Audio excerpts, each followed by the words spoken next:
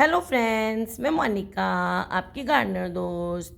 आज आपसे हिबिस्कस के बारे में बात करूंगी, जिसे गुड़हल भी कहते हैं। इसकी केयर के बारे में बात करूंगी। ये बहुत ही खूबसूरत परमानेंट फ्लावरिंग प्लांट है और मेरे हिसाब से हर घर में ये पौधा होना बहुत ज़रूरी है।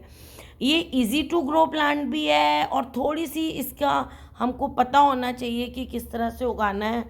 तो अगर हमें नहीं पता होता तो कई बार फ्लावर कम आते हैं, कई बार फ्लावर गिर जाते हैं। तो इसको कटिंग से कैसे लगाना हमें पता नहीं होता। तो ये जो पौधा है, इसकी कंप्लीट केयर क्या होनी चाहिए, किस तरह से हम इसको उगाएं, क्या इसमें प्रॉब्लम्स आती हैं, आज मैं इस सारी के बारे में आपसे बात करूंगी। ये समर फ्लावरिंग प्लांट है, समर्स में फ्लावर करता है। देखिए कितने सारे फ्लावर्स आ रहे हैं इसमें।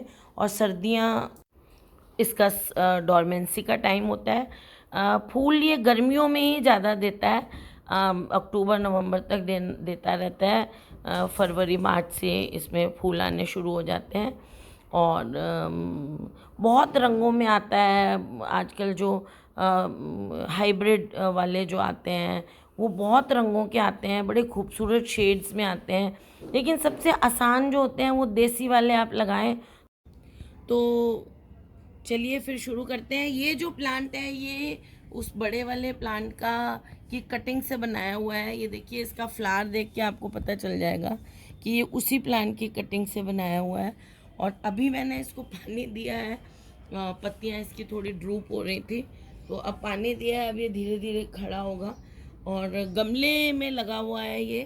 तो हिबिस्कस, जैसे मैंने कहा कि बहुत खूबसूरत प्लांट होता है हमारे गार्डन में लगाने के लिए। ज़मीन में लगाएं तो केयर कम करनी पड़ती है और गमले में लगाएं तो थोड़ी सी केयर ज़्यादा करनी पड़ती है। ज़मीन में इसको ऐसी जगह लगाएं जहां इसको कम से कम 6 घंटे की धूप मिले, तभी ये फ्लावरिंग करेगा। लग तो ये वहाँ भी जाएगा जहाँ धूप 6 घंटे की नहीं है, लेकिन उसमें फूल कम आएंगे। तो आपको अगर मैक्सिमम फूल चाहिए हिबिस्कस में तो उसको ऐसी जगह लगाएं जहाँ 6 घंटे की अच्छी सी धूप मिलती हो। और गमले में अगर लगा रहे हैं तो गमले को भी ऐसी जगह में रखें जहाँ पर उसको 6 घंटे की धूप मिलती हो। और अगर ऐसा हो जाए कि बिल्कुल दोपहर जब होती है ना, गर्मी एकदम 1-2 बजे, उस टाइम अगर थोड़ी सी इस पर छाया आती हो, ऐसी जगह पे अगर हम लगाएं, बाकी सारा दिन धूप, बिल्कुल धूप में थोड़ी सी छाया, तो वो इसके लिए बिल्कुल आइडियल कंडीशन रहती है। और वैसे अगर ऐसी कोई जगह नहीं है तो कोई ऐसा नहीं है, आप इसको ऐसी धूप में लगाएं। तो अगर छाया में लगाएंगे तो उल्टा ये फ्लावरिंग नहीं करेगा, धूप में ये फ्लावरिंग अच्छी करता है। और हिबिस्कस जो है वो इसको जो है ह्यूमिड और वार्म कंडीशंस अच्छी लगती हैं। मतलब इसको इसके चारों ह्यूमिडिटी भी रहे इसके चारों तरफ और गर्मी भी रहे, वो इसको अच्छा लगता है। उसके लिए जैसे ज़मीन पे लगा हुआ है तो ज़मीन से जो मॉइस्चर उठता है वही इसको जो है वो ह्यूमिडिटी देता है। गमले में अगर लगा हुआ है तो इसको पानी की कमी नहीं रहनी चाहिए, इसकी मिट्टी हमेशा हल्की सी मॉइस्ट रहनी चाहिए। जैसे ही ऊपर की लेयर थोड़ी सी सूखने लगे इसमें पानी दे दें। बहुत ज़्यादा इसको पानी नहीं मिलेगा, फिर पत्तियाँ इसकी मुरझा जाएंगी, तो फिर उससे फूल कम खिलते हैं। तो पानी की इसमें कमी नहीं रहनी चाहिए हिबिस्कस में, ये बहुत ज़रूरी है। इसके लिए इसकी जो मिट्टी है वो जब आप बनाएं तो उसमें 1 हिस्सा मिट्टी लें, 1.5 हिस्सा खाद लें और 1 हिस्सा रिवर सैंड लें। खाद थोड़ी सी ज़्यादा डालें क्योंकि ये जो है हैवी फीडर प्लांट है, इसको थोड़ी सी एसिडिक मिट्टी चाहिए और अच्छी ज़्यादा खाद वाली मिट्टी चाहिए। वर्मी कंपोस्ट आप 1.5 हिस्से से भी थोड़ी सी ज़्यादा डाल देंगे तो भी इसके लिए, वर्मी कंपोस्ट हो या गोबर की खाद हो जो भी, तो वो और अच्छा रहेगा। थोड़ी सी नीम खली डाल दें उसमें 100-200 ग्राम। और तो एक आधा जैसे 12 इंच का गमला है तो आधा चम्मच फंजीसाइड पाउडर, और अगर इतना बड़ा गमला है तो 1 छोटा चम्मच फंजीसाइड, ये 16 इंच के गमले में लगा हुआ है, वो डाल दें। और इस तरह से इसका सॉइल मिक्सचर तैयार हो जाएगा। वो थोड़ा सा एसिडिक भी होगा और जो खाद हमने डाली है 1.5 हिस्सा, वो मॉइस्चर को भी होल्ड करती है। खाद का काम होता है न्यूट्रिशन देना और मॉइस्चर को होल्ड करना। तो मॉइस्चर को जब वो होल्ड करेगी तो वो मॉइस्चर इसको बहुत पसंद है। इसकी मिट्टी बिल्कुल सूखनी नहीं चाहिए और गमला ऐसा होना चाहिए जो वेरी वेल ड्रेन्ड हो, अच्छी तरह ड्रेनेज हो जाए। मिट्टी में जो खाद जितनी मॉइस्चर को रोकती है ना, जितना नेचर ने खाद में ये कैपेसिटी दी है कि जितना वो मॉइस्चर होल्ड करती है खाद, वो हमारे पौधों के लिए सफिशिएंट है। उससे एक्स्ट्रा जो पानी है अगर मिट्टी में रुकता है तो पौधे की जड़ जो है वो गल जाएगी। इसलिए जिस गमले में इसको लगाएं उसका ड्रेनेज सिस्टम बहुत अच्छा होना चाहिए। एक्स्ट्रा पानी, कई बार क्या होता है ऊपर से हमें लगता है कि पानी नीचे चला गया है और मिट्टी मॉइस्ट ही है, ज़्यादा गीली नहीं है, लेकिन डीप अंदर अगर हम देखें, जैसे इतनी 4 इंच नीचे तक देखें, तो हमें पता चलता है कि नीचे तो मिट्टी में पानी है बहुत ज़्यादा, उससे कई बार पौधे मर जाते हैं। इसलिए ड्रेनेज जो होता है हमारे गमले का अच्छा होना चाहिए। अगर हमें लग रहा है कि ऊपर से मिट्टी सूखी है तो वो उसमें पानी सच में कम होना चाहिए। मिट्टी में नीचे पानी ऐसा नहीं है होल बंद है और पानी इकट्ठा है, तो उससे हमारा जो पौधा है वो गल जाता है। दूसरी चीज़ है कि हिबिस्कस को जो है हल्का सा रूट बाउंड कंडीशन अच्छी लगती है, थोड़ी सी। ऐसा नहीं है जैसे बोगनविलिया की हम बात करते हैं कि उसको छोटे गमले में लगाओ तो उसको रूट बाउंड कंडीशन अच्छी लगती है। जितना रूट बाउंड होगा उतना ज़्यादा जो है बोगनविलिया में फ्लावर आएंगे। इसमें ऐसा नहीं है। इसको आप बहुत ज़्यादा बड़े गमले में भी नहीं लगाएं। जैसे रूट इतनी सी है आपके पौधे की और आपने उसको बहुत बड़े 12 इंच के गमले में लगा दिया, इसका मतलब है इसकी रूट इतनी है। अगर देखिए रूट बॉल अगर हिबिस्कस का इतना है तो उसको इतने गमले में लगाना है, मतलब जितना उसका रूट बॉल है उससे थोड़े से बड़े गमले में लगाना है। ऐसा नहीं है इतना सा रूट बॉल है और आपने 12 इंच के गमले में लगा दिया, ये कंडीशन इसको पसंद नहीं है, फिर ये फ्लावर नहीं करेगा आपका। इतना रूट बॉल है तो इतने गमले में लगाएं। और जब ये 1-1.5 साल में रूट बाउंड हो जाएगा तो फिर अगले थोड़ा सा बड़ा गमले में उसको शिफ्ट कर दें। बहुत बहुत बड़े गमले में एकदम से शिफ्ट नहीं करना है हिबिस्कस को, नहीं तो आपका हिबिस्कस फूल नहीं देगा, सिर्फ उसमें पत्तियां होंगी। इवन मैं तो कह रही हूँ वो ग्रोथ भी अच्छी नहीं लेगा। आप उसमें पानी डालते जाएंगे वो ओवर वाटरिंग हो जाएगी। तो इसको ऐसी कंडीशन पसंद है कि हल्का सा रूट बाउंड टाइप होना चाहिए। एक्चुअल में रूट बाउंड नहीं हो, लेकिन इतनी अगर रूट सिस्टम है तो इतना गमला हो, बहुत बड़ा नहीं हो। तो मुझे लगता है ये बात आप समझ गए होंगे जो मैं कहना चाह रही हूँ। और टेम्परेचर तो ये थोड़ा सा वार्म एरियाज में, इसलिए ये गर्मियों में फ्लावरिंग करता है। सर्दियों जो है वो इसका डॉर्मेंसी का टाइम होता है। और वाटरिंग जो है जब हिबिस्कस के पौधे में ज़्यादा फूल आ रहे होते हैं, जब कलियां ज़्यादा आ रही होती हैं, देखिए इसमें भी अब ये कलियां आनी शुरू हो गई हैं, तो जितनी ज़्यादा इसमें कलियां आ रही होती हैं, फूल खिल रहे होते हैं, उन दिनों हिबिस्कस को पानी ज़्यादा चाहिए होता है। और जब इसका ग्रोइंग टाइम नहीं होता है, फ्लावर वगैरह नहीं आ रहे होते हैं, जैसे सर्दियों का टाइम है, तब इसको जो है वो पानी कम चाहिए होता है। उन दिनों सर्दियों में इसको पानी कम देना है, मिट्टी बिल्कुल ऊपर की सूखी दिखे तो देना है, और फर्टिलाइज़र तो बिल्कुल नहीं देना है सर्दी के मौसम में। और गर्मियों में इसको डेली पानी देना है, रोज़ पानी देना है। और जब फ्लावर इसमें ज़्यादा आ रहे होते हैं उस टाइम पानी रोज़ देना है, क्योंकि उस टाइम अगर पानी की कमी होगी तो फूल नहीं आएंगे। क्योंकि फूलों को भी पानी मॉइस्चर चाहिए होता है ब्लूम करने के लिए, इसलिए इसको उस टाइम डेली वाटरिंग चाहिए होती है। गर्मी में इसको डेली वाटरिंग चाहिए होती है।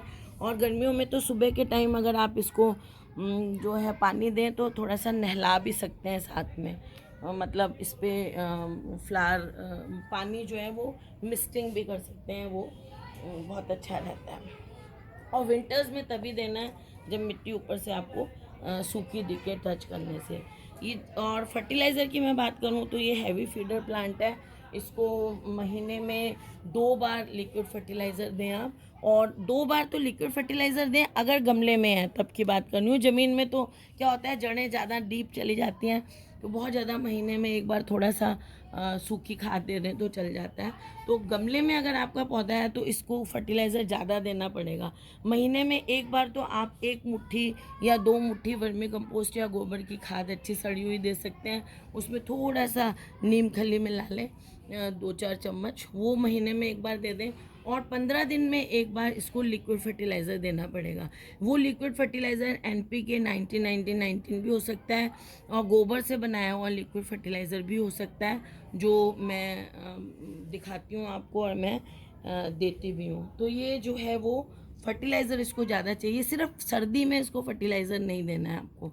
सर्दी के मौसम में फर्टिलाइज़र देने से पौधा आपका मर सकता है, तो उसमें आप फर्टिलाइज़र बिल्कुल ना दें, क्योंकि ये डोरमेंसी में होता है। तो आप फर्टिलाइज़र देंगे भी तो आपका पौधा उस फर्टिलाइज़र को यूज़ नहीं कर पाएगा, उल्टा मिट्टी में सॉल्ट फॉर्मेशन हो जाएगा। और हिबिस्कस जिनके भी पास होता है, बहुत ज़्यादा प्रॉब्लम ये रहती है हिबिस्कस की कि इसके फूल जो हैं कलियां गिर जाती हैं, और फूल नहीं खिलते उससे पहले कलियां बनती हैं और गिर जाती हैं। तो इसका जो है एक रीज़न ये होता है, कई बार हम बहुत ज़्यादा पानी देते हैं तो भी ऐसे कलियां गिर जाती हैं, कई बार बहुत कम पानी देते हैं तो भी गिर जाती हैं। और थर्ड रीज़न मतलब नेक्स्ट रीज़न ये है कि इसमें बहुत ज़्यादा खाद दे देते हैं, प्यार प्यार में हम अपने पौधे को। ज़्यादा खाद देने से ओवर फर्टिलाइजिंग हो जाती है, उससे भी फूल कलियां जो हैं वो गिरने लग जाती हैं। ये तो हो गया न्यूट्रिशन से रिलेटेड चीज़ें, या पानी में देने में जो हम गड़बड़ करते हैं उससे जो प्रॉब्लम आती है वो। और क्या होता है, इसमें पेस्ट भी लग जाते हैं। 2 तरह के पेस्ट होते हैं खासकर। वैसे इसमें स्पाइडर माइट्स, एफिड्स भी बहुत लगते हैं। वो तो दिख जाते हैं यहाँ ग्रोइंग पॉइंट पे, यहाँ लगे हुए ब्लैक एफिड्स दिख जाते हैं। स्पाइडर माइट्स हो तो इसके पीछे आपको छोटा छोटा कॉटन की ग्रोथ जैसे वो दिखता है। 2 तरह के और इंसेक्ट्स होते हैं, जैसे एक तो थ्रिप्स होते हैं, एक गॉल मिज होते हैं। तो ये 2 इंसेक्ट्स होते हैं। ये क्या करते हैं, इनके कली के अंदर घुस जाते हैं और अंदर अंडे दे देते हैं, और अंदर से जो कली के अंदर ही जो लार्वा निकलते हैं वो अंदर से इसको खाना शुरू कर देते हैं। और इस जगह से, यहाँ से, ये जो नीचे है ना स्टेम, खाते खाते यहाँ से कनेक्शन तोड़ देते हैं इस कली का स्टेम के अंदर से। तो पौधे से कनेक्शन टूटने से उसको फूड नहीं मिलता, कुछ नहीं मिलता, और अंदर से वो खाए जा रहे हैं, तो कली पीली पड़ के गिरने लग जाती है। तो वो गिरी हुई कली को अगर आप खोल के देखेंगे किसी हैंड लेंस से, तो आपको अंदर उसके छोटे छोटे लार्वा दिख जाएंगे। तो उसके लिए फिर आप इमिडाक्लोप्रिड मेडिसिन इस पर स्प्रे कर सकते हैं, 1% इसका सोल्यूशन बनाकर। तो ये जो इसकी जो है प्रूनिंग बहुत ज़रूरी है। जितना प्रून करेंगे, ज़्यादा ब्रांचेस निकलेंगे, उतना ही इसमें फ्लावर्स ज़्यादा आएंगे। तो प्रूनिंग एक तो इसकी कर देनी चाहिए सर्दियों जब शुरू होने लगती हैं, क्योंकि वो इसका जो है वो डोरमेंसी का टाइम है। तो प्रूनिंग कर देंगे तो क्या होगा कि इसका भार घट जाएगा। जैसे हमारे सिर में बाल होते हैं, हम काट देते हैं तो हमारे सिर पे से भार हट जाता है थोड़ा सा। तो ऐसे ही ये डोरमेंसी में जाता है तो हम पौधे को लाइट कर देते हैं प्रून करके। और दूसरी प्रूनिंग इसकी करते हैं सर्दियाँ। अगर आपने वो पहले वाली प्रूनिंग नहीं की है तो दूसरी बार मतलब आप एक, जैसे सर्दी शुरू होने से पहले प्रून आपने नहीं किया है बाई चांस, तो आप फरवरी के शुरुआत में इसकी प्रूनिंग अच्छी से कर दें, क्योंकि ये गर्मियों में देगा अपनी जो पत्तियां नई निकलेंगी, नए फूल, तो फिर इसको उस टाइम प्रून करना अच्छा रहता है। एक चीज़ और कि इसको पोटेशियम रिच फर्टिलाइज़र बहुत अच्छा लगता है। तो केले की जो छिलके वाला फर्टिलाइज़र इसमें आप दें तो ये बहुत अच्छी फ्लावरिंग करता है आपका पौधा। तो पोटेशियम वाला फर्टिलाइज़र जिसमें केले के छिलके का बना के आप इसको महीने में एक बार दें, या 15 दिन में एक बार भी दे सकते हैं। तो जितना देंगे आप उतना अच्छा ये ब्लूम करेगा। महीने में 2 बार तो दे ही दें तो आपका पौधा बहुत अच्छा। लेकिन वो गर्मी में, सर्दी के मौसम में आपको इसको कोई भी फर्टिलाइज़र नहीं देना है, ना केले के छिलके का, ना कोई और। तो फ्रेंड्स, ये हिबिस्कस के बारे में कुछ जानकारियाँ थी जो हमें पता नहीं होती हैं, और हम अपने हिबिस्कस को गंवा देते हैं। तो अगर आपको ये वीडियो अच्छा लगा तो इसे लाइक करिएगा, शेयर करिएगा, और मेरे चैनल को सब्सक्राइब करिएगा। Okay friends, bye.